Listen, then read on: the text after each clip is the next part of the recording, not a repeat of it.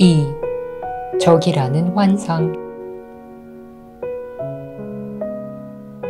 새 것과 낡은 것을 대치시켜야 오랜 레슨을 극복할 수 있는 것이 아니다.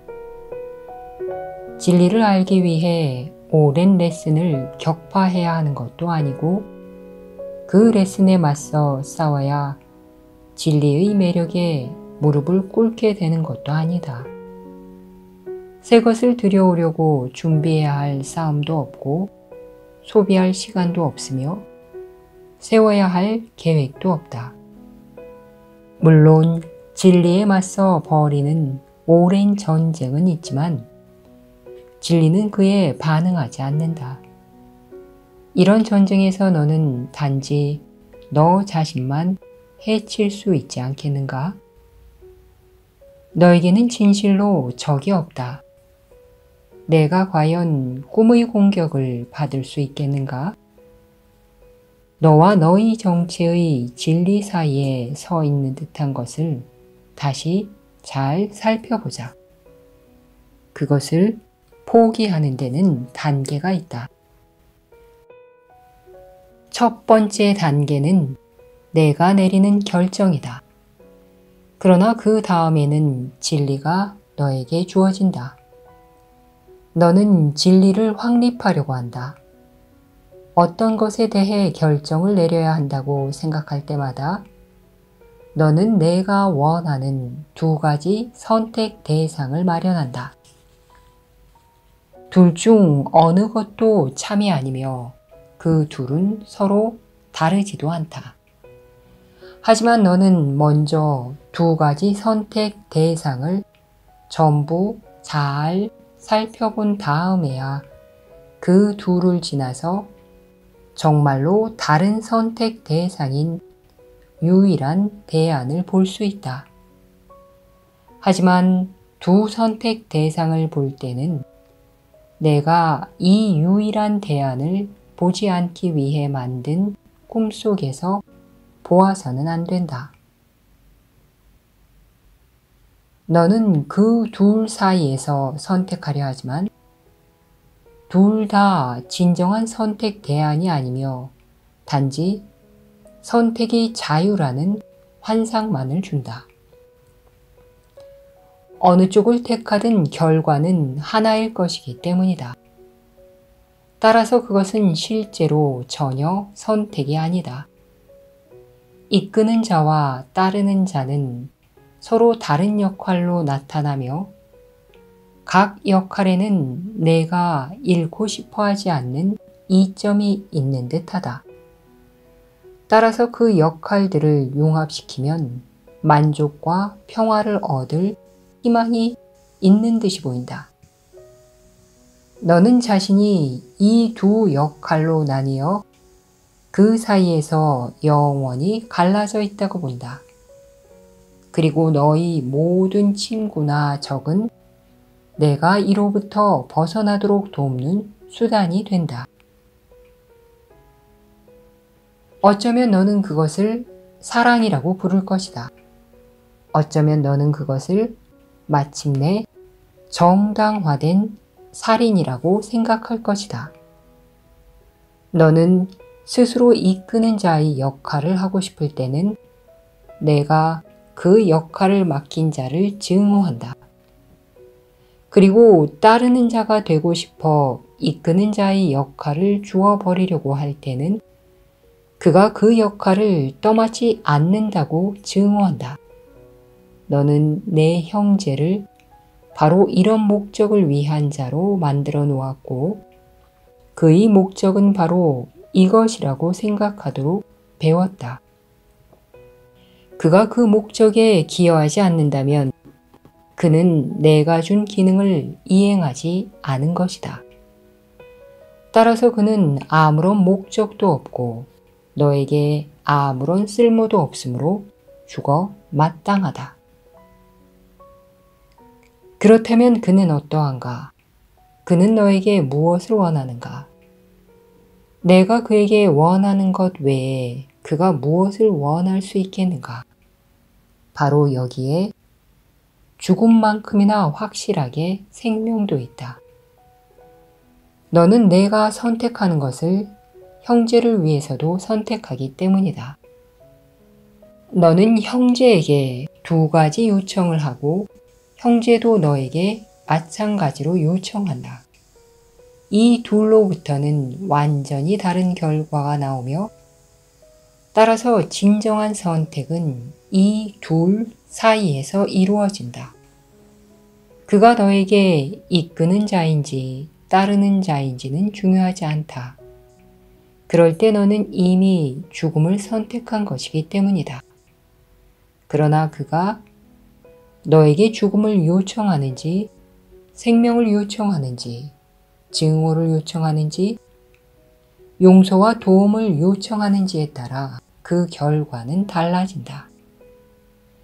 전자의 요청을 들으면 너는 그와 분리되어 길을 잃는다. 그러나 후자의 요청을 들으면 너는 그와 결합하고 자신의 응답 속에서 구원을 발견한다.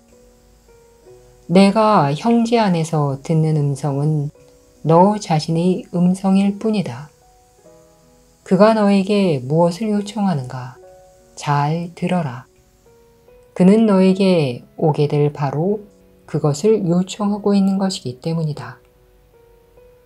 너는 너 자신의 이미지를 보고 내가 원하는 것을 구하는 너의 음성을 들을 뿐이다.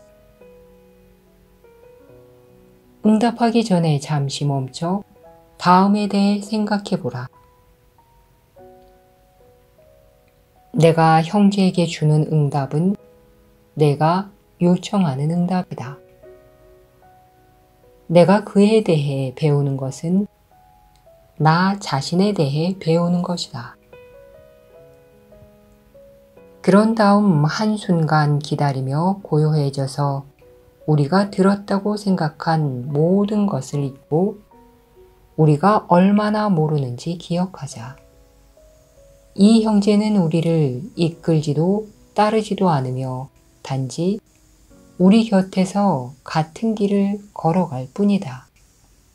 그는 우리와 마찬가지로 우리가 허락하는 만큼 우리가 원하는 것에서 가깝거나 멀리 떨어져 있다.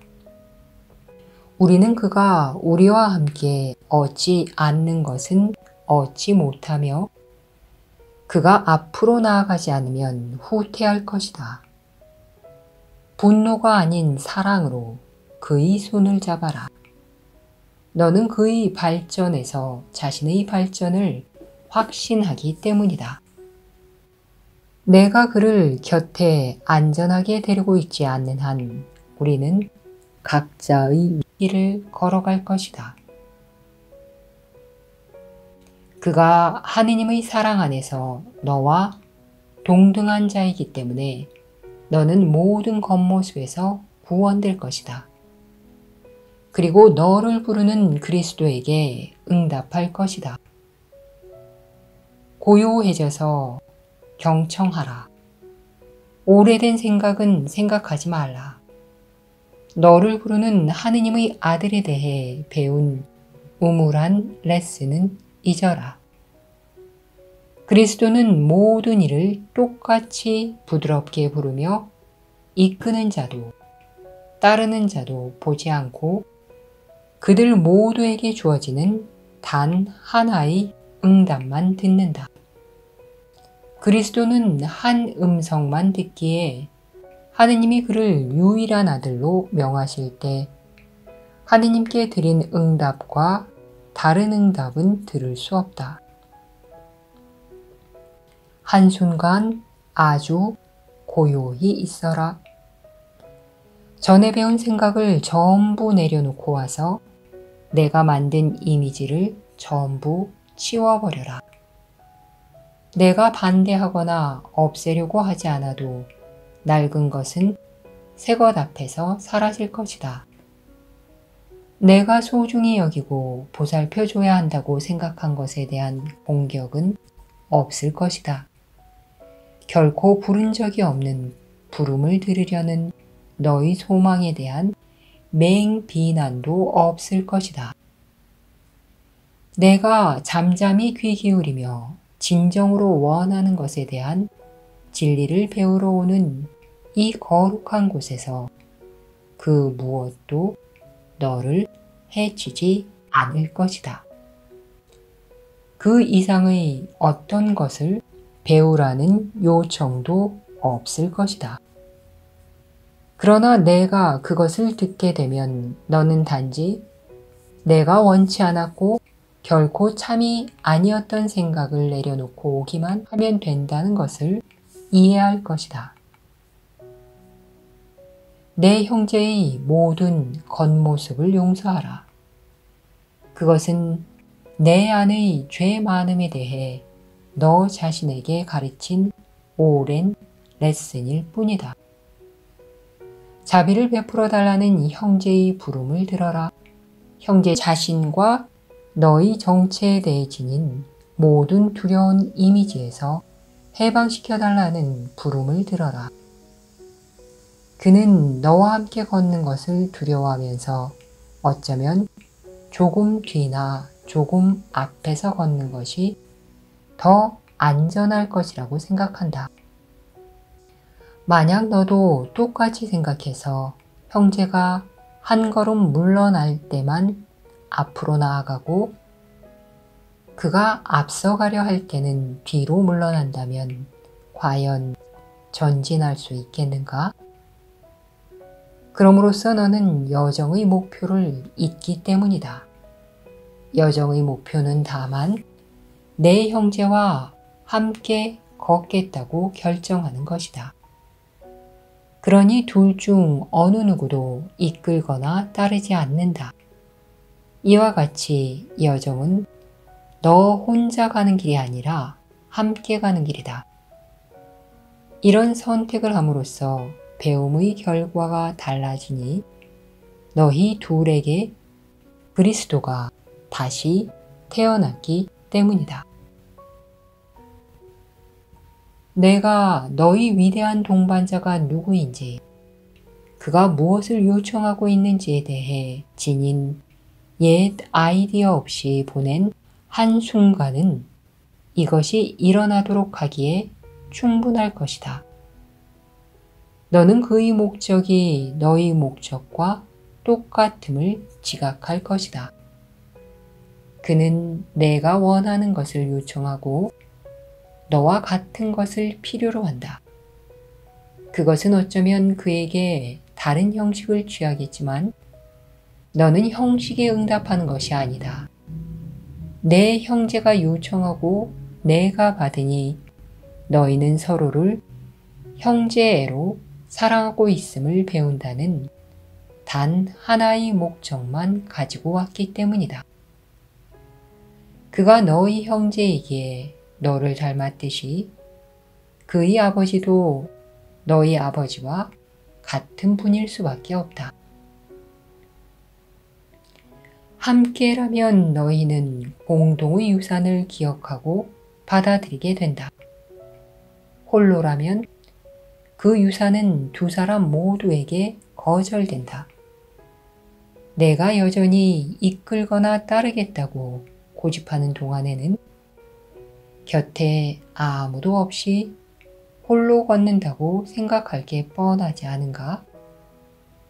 이것은 어느 곳으로도 갈 수 없는 길이다. 내가 홀로 걷는 한 빛은 주어질 수 없기에 너는 어느 길로 가야 하는지 볼 수 없기 때문이다. 따라서 내가 어둠 속에서 홀로 비틀거리며 우왕좌왕할 때 끝없는 의심과 혼란만 있다. 하지만 이것은 단지 이 여정이 어떤 여정이고 어떻게 여행해야 하는지를 겉으로만 보여주는 모습이다.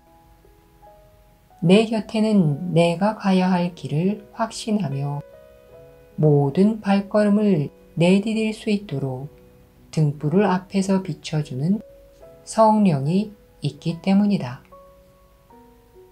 눈가리개는 과연 너의 시야를 가릴 수 있지만 길 자체를 어둡게 할 수는 없다.